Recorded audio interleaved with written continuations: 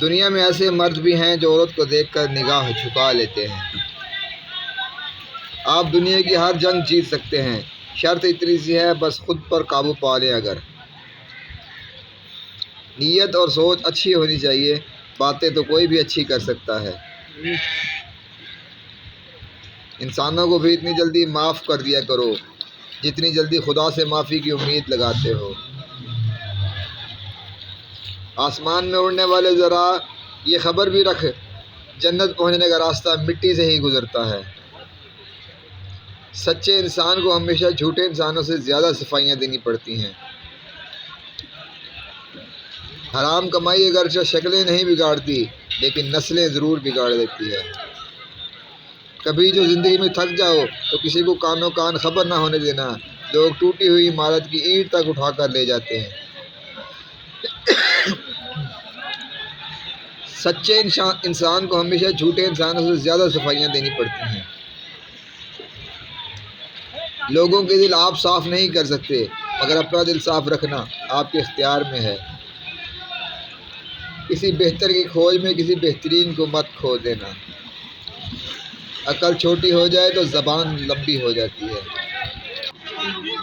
وقت کے ساتھ ساتھ بہت کچھ بدل جاتا ہے، لوگ بھی، رشتے بھی، احساس بھی، اور کبھی کبھی ہم خود بھی۔ صرف ہاتھوں کو نہ دیکھو، کبھی آنکھیں بھی پڑھو، کچھ سوالی بڑے خودکار ہوا کرتے ہیں۔ مخلص لوگوں میں بناوٹ نہیں ہوتی، اس لیے بعض اوقات تلخ وقت بھی سکھاتا ہے اور ٹیچر بھی، پر دونوں میں فرق ہوتا ہے۔ ٹیچر سکھا کر امتحان لیتا ہے اور وقت امتحان لے کر سکھاتا ہے۔ جو لوگ منہ پر کو بات بولتے ہیں وہ بدتمیز نہیں بلکہ دل کے صاف ہوتے ہیں۔ عروج میں اگر نظریں نیچی اور لہجہ نرم ہو تو زوال میں تکلیف کم ہوتی ہے۔ جب کسی کی زندگی میں نئے لوگ آ جاتے ہیں تو پرانے لوگوں کی اہمیت کم ہو جاتی ہے۔ جب آپ کسی کے راستے میں روشنی کرتے ہیں تو آپ کا اپنا راستہ بھی روشن ہو جاتا ہے۔ سب سے بڑا زخم زبان سے نکلنے والے الفاظ کا ہوتا ہے، جو جسم کو نہیں روح کو زخمی کرتا ہے۔ انسان ہنستا ہے تو سب کے سامنے ہے، لیکن روتا انہی کے سامنے ہے جس پر خود سے زیادہ بھروسہ ہو۔ مسکرانا خود سیکھنا پڑتا ہے، رونا تو لوگ سکھا ہی دیتے ہیں۔ تقریباً 18,000 مخلوقات میں صرف انسان ہی پیسہ کماتا ہے۔ کوئی مخلوق کبھی بھوکی نہیں رہتی اور انسان کا کبھی پیٹ نہیں بھرتا۔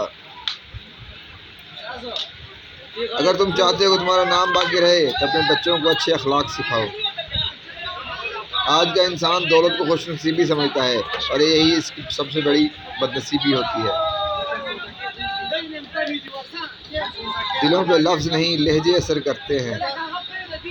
اچھا ضرور بنے مگر ثابت کرنے کی ضرورت نہیں۔ حسد کرنے والے کے لیے بد دعا کی ضرورت نہیں، وہ تو پہلے ہی حسد کی آگ میں جل رہا ہوتا ہے۔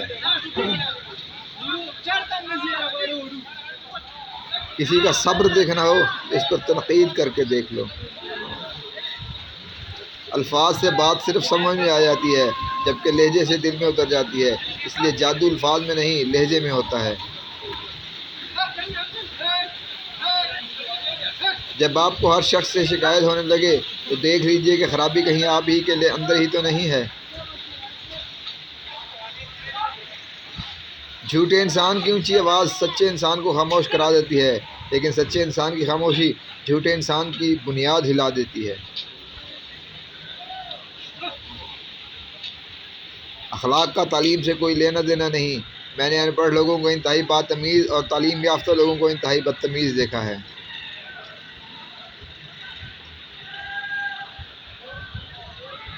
جھوٹ کا بھی ایک ذائقہ ہوتا ہے، خود بولو تو میٹھا لگتا ہے اور کوئی دوسرا بولے تو کڑوا۔ کسی جاہل کے ساتھ تخت پر بیٹھنے سے اچھا ہے کسی عالم کے ساتھ زمین پر بیٹھا جائے۔ انسان کی عقل اتنی سی ہے، اسے جانور کو تو غصہ آ جاتا ہے، شیر کہو تو خوش ہو جاتا ہے۔ برے لوگوں کی صحبت دین و دنیا دونوں کو برباد کر دیتی ہے۔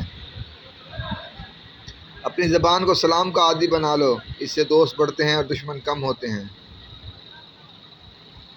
جو انسان جتنا خاموش رہتا ہے وہ اپنی عزت کو اتنی ہی محفوظ رکھتا ہے۔ اپنے لیے تو سبھی جیتے ہیں اس جہاں میں زندگی کا مقصد اوروں کے کام آنا۔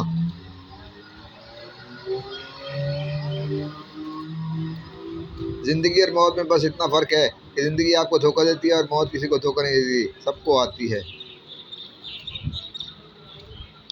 بے شک جب اللہ تھام لیتا ہے تو پوری دنیا مل کر بھی نہیں گرا سکتی۔ بیٹیاں جنت میں حضرت محمد صلی اللہ علیہ وسلم کے ساتھ کا ذریعہ ہیں۔ جب دعاؤں اور کوششوں سے بھی بات نہ بنے تو فیصلہ اللہ پر چھوڑ دو، اللہ اپنے بندوں کے بارے میں بہترین فیصلہ کرنے والا ہے۔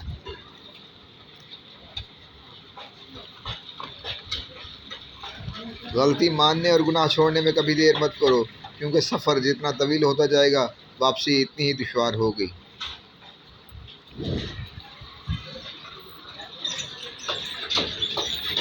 میں انسان ہوں، نہیں سمجھ سکتا تیری مصلحت، تو میرا رب ہے، میری مشکلیں حل کر دے۔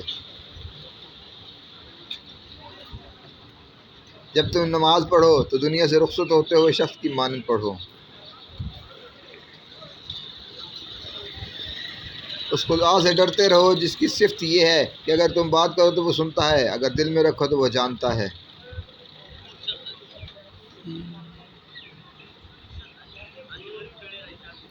روتے رہ جاؤ گے جس دن سجدے کی طاقت نہیں ہوگی، ابھی بھی وقت ہے نوجوانوں، نماز قائم کرو۔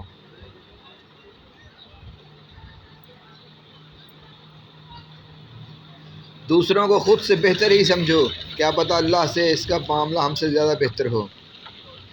کسی فیصلے کے وقت بات اگر قرآن تک پہنچ جائے تو فیصلہ قرآن کے اوپر ہاتھ رکھ کر نہیں بلکہ قرآن کے اندر سے پڑھ کے کریں۔ ہماری